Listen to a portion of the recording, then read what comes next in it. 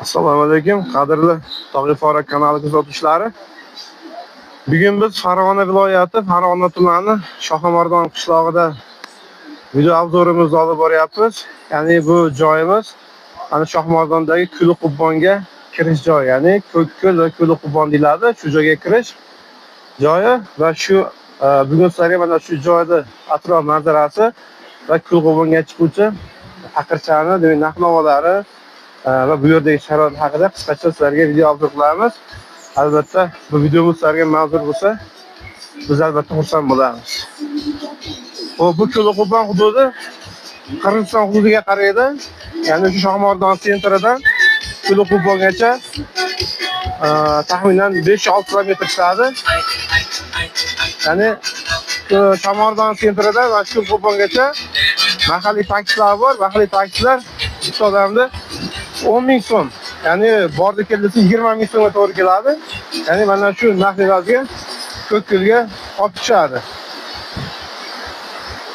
Ko'li-Qubbonga. Mana shu Ko'li-Qubbonga demak bemalol taqircha orqali xolosalari yuragida o'ti borlar piyoda peshqadam tushishi ham mumkin. Hozir sizlarga mana shu taqirchani narx-navoti haqida video qilamiz. Piyoda chiquvchilar uchun ham yo'l ko'rsatamiz. Mana shu yo'l orqali taqirchamizga chiqib boriladi.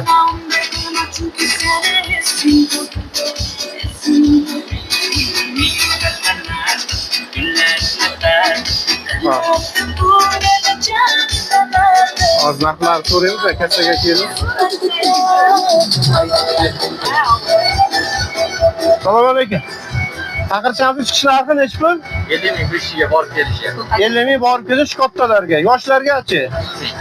Qanchadan? 30 mingdan. 30 ming. 7 yoshdan 12 yoshgacha 30 ming. Ha, 7 yoshgacha bepul. 7 yoshgacha bepul. 7 yoshdan 12 yoshgacha 30 ming. Undan kattalariga 50 mingdan borib keldilar. Xo'p, rahmat, sog' bo'ling. O'qirada obunachilarimiz bo'ldi. Kattalarga 50 ming so'm. Bordi keldi. Hop, 7 yoshdan 12 yoshgacha 30 ming, 7 yoshdan pasti bepul.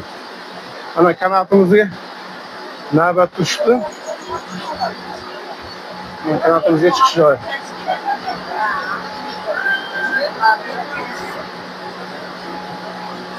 Ana xola chiqyapti. Ana mehmonlarimiz chiqyapti. Qanday safar taassurotlar? Zo'rmi? Yashaylar. Qo'rqyapmiz, hayajonlanyapmiz. Yo'q, qo'rqyapmiz emaylar, bu qolgan obunachilarimiz ham chiqmay qo'yishadi. Chiqmasa ham bo'ldi, yo'q, zo'r bo'ladi, xudo xolasa. Taqirchaga ozgina hayajon bo'ladi, qo'rqmaysizlar. Kasalari Ko'li-Qubbon, ikkita ko'l bo'ladi. Bo'ldi. Xo'p, mana Ko'li-Qubbonda chiqish joyi taqirchaga. Tepa tomondan akasilarimiz keladi. Ondan chiqadi. Chiqishda o'ng qo'l ushlanadi, o'ng qo'l bilan qo'l ushlanadi, chap oyoq bilan chiqiladi. Ana. Sekin chiqib o'tadi.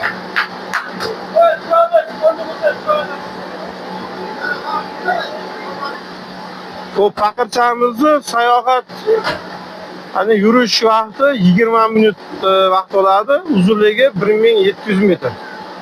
Siz mana shu taqircham chiqish jarayonida mana shu Ko'li-Qubbonga chiqishdagi ajoyib manzaralarni tomosha qilasizlar. Tavsiya qilamiz sizlarga chiqishni. 20 minut davomida sizlarga ajoyib bir tabiat manzaralar ko'rinadi. Xo'p, qadrli obunachilarimiz, bu demak taqirchadan chiqish jarayoni. Endi sizlar bilan mana shu nimaga Ko'li-Qubbonga piyoda chiqish joyini ko'rsatib qo'yaman. Ya'ni yurak o'ti borda chiqib boradi. Mana shu yo'l bo'ylab Ko'li-Qubbonga piyoda chiqsa ham bo'ladi. Shaxsan men o'zim taqirchadan chiqqanman va sinash uchun piyoda ham chiqqanman. O piyoda chiqsangiz qariyb bir 1,5 soat davomida dam olib chiqadigan bo'lsangiz 2 soat davomida chiqishingiz mumkin.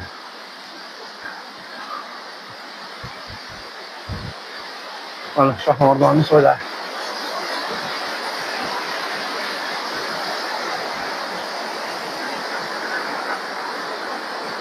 Havo o'ta salqin, o'ta toza.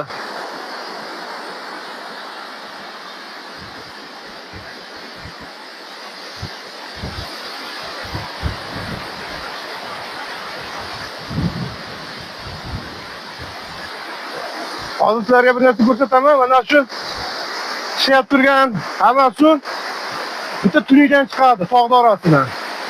Bu ham bitta Allohning mo'jizasi. Hozir shu yerga boramiz. Ay suv tushib turgan joyga. Xo'p, sayohatimiz davom etadi. Ko'lqo'bonga chiqish joyi mana. Albatta to'qqa chiqish paytida iloji boricha yengilroq oyoqlaringga bir krossovka kiyib olsalaring qiynalmay chiqasizlar.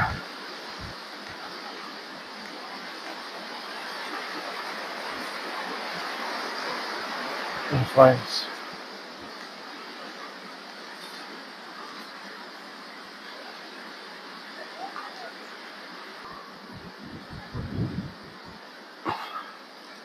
Kanatlarimiz kelyapti.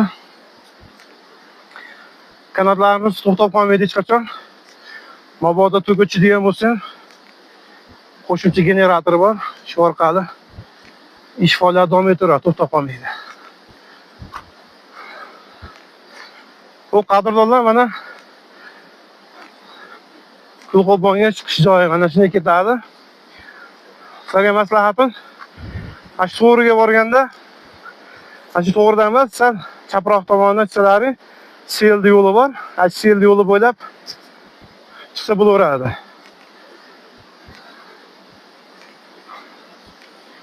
Bir yarim soat, 2 soat davomida agar sportsmenlar bo'lsa 1 soat ham chiqsa bo'ladi.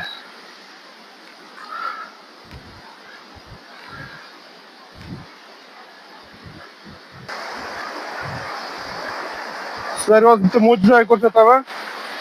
Tan bermasdan boshqa iloji yo'q. Ana. Zo'r suvimiz.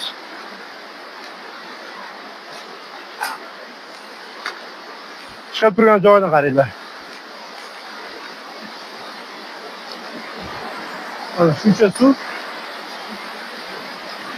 Oddiy bir tunikdan chiqyapti mana. Oddiy tunik mana. Tepa tog'larni hech qanday tepada na ko'l bor, na boshqa narsa bor.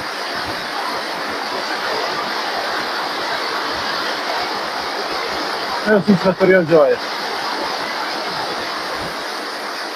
Allohning mo'jizasi. Bu suv hech qachon to'xtab qolmaydi. Qish faslida ham, yozda ham bir me'yorda oqadi, lekin qish faslida ozgina kamayishi mumkin, lekin to'xtab qolmaydi. Shu mana shu suv o'ta muzlayapman.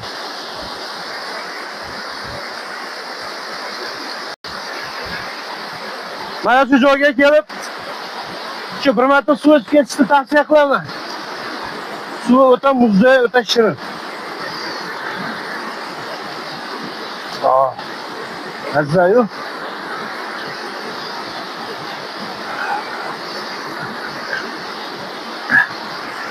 Ko'p ichsangiz albatta tomoq to'p qoladi lekin.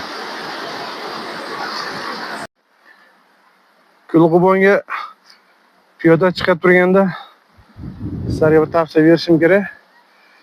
Mana shu ko'rib turgan hamma tosh shu sel natijasi oqib tushgan hammasi mana. Ana yomg'ir yoqqan har zamonda sel keladi. Ana shunda sal ehtiyotkorroq bo'lish kerak. Mana shular hammasi tog'dan oqib tushgan.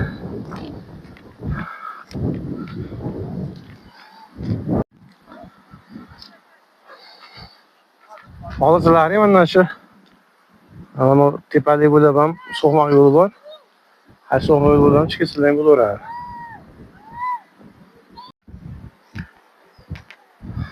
Hozir Sizlarga yana bir narsa ko'rsatishim kerak. Agar tushib turgan bo'lsa, ana shu tog' orasi ham suv tushadi.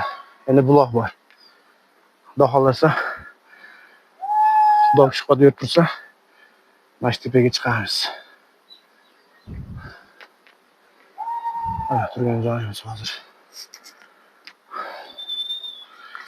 Bismillahirrohmanirrohim.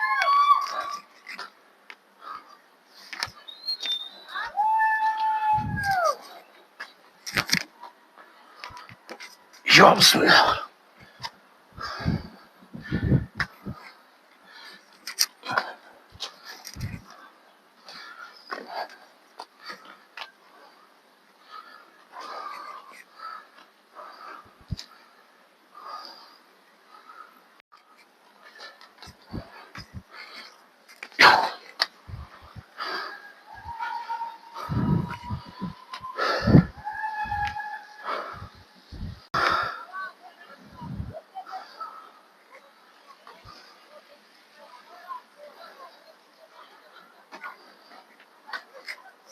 Xohlasa yaqin qoldi. Kelib qoldik.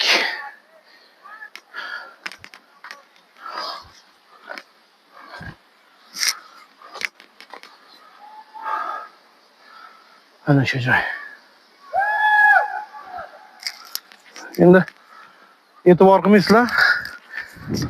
Ana shu paxirchasi turganlar maza qilib baqirishadi. Sarab kelib bor dardlarini to'kib ketsalang bo'ladi. Endi bular baqirishga sabab shu ovozlar ikkita tog' orasida aks sado beradi.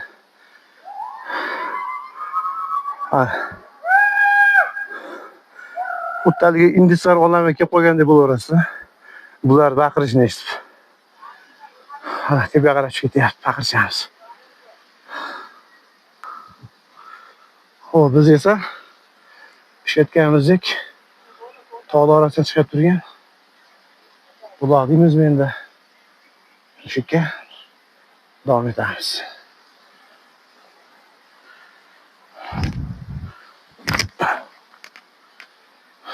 To'g'risi bu chiqib turgan suv nazarimda ozga o'xshayapti, chunki biz iyul oylariga kelganimizda juda katta suv chiqardi bu yerda. Chunki bu yerdan chiqib turgan suv qorlarni erish hisobiga chiqadi. Hozir yaqinroq boraylik, ko'ramiz. Lekin tabiat o'ta go'zal, havo o'ta toza. Mana kelyapmiz.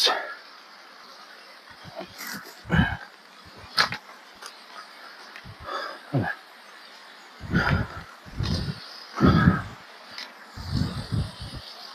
Turgan joyimiz qanchalik balandda.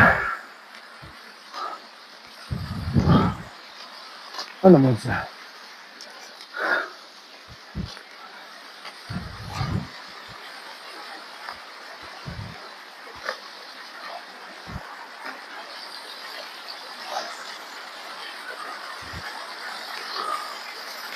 Mana.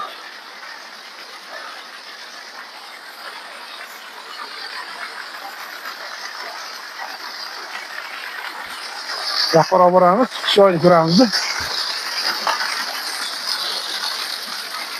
Tog' orasidan chiqyapti.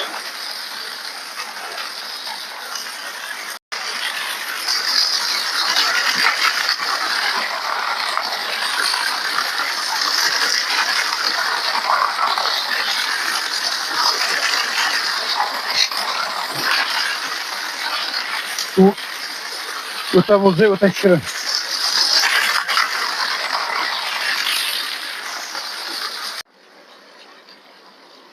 Hozir mana bu yerda ajoyib ovoz eshitib qoldim. Tog'lar orasida daryo borga o'xshaydi. Ana uni qaranglar.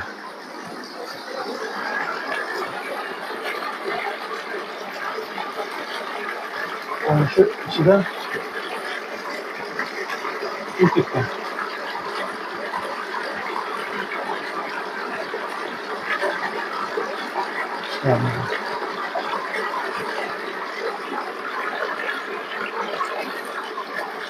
Bu suvlar qayerdan kelyapti, qayerga ketyapti?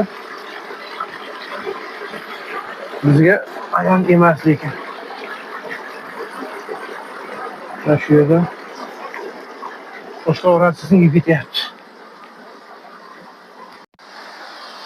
Mana shu qurbonimizda yana bir ikkinchi nom bor, qurbon ko'l deyishadi. Men mana shu nima uchun qurbon ko'l deyishini shu yerda yashovchi insonlardan so'rasam, o'sha 1866-yilmi, 76-yillarmikan shu zilzila bo'lgan ekan.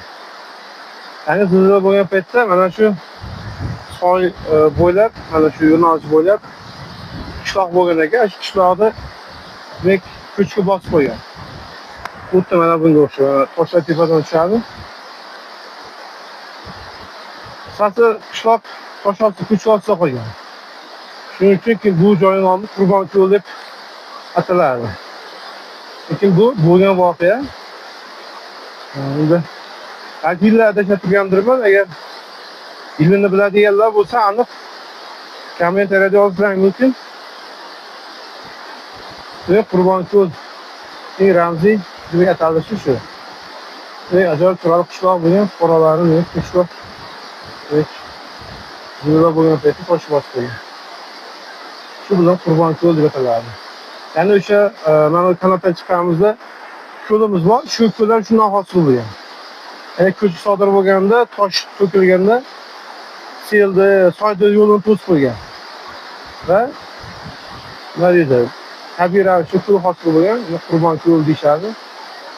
Demak, mana shu ko'lning nomi shundan kelib chiqqan ekan.